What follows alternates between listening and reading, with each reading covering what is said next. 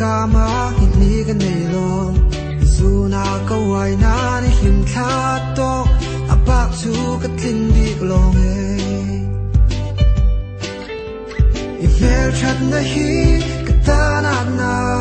izun wai hi e ka rwal pon lo na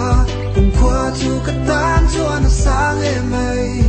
zan khat chau tal chu ka ta nom le ro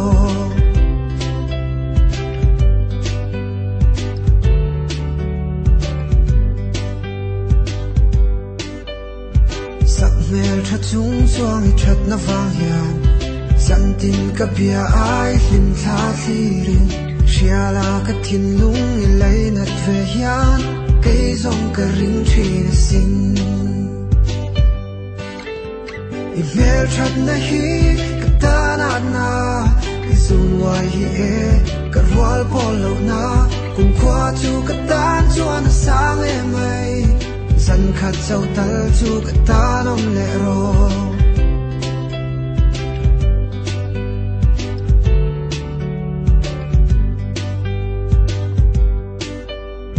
Sak mel tha chung chuang I that na wang hian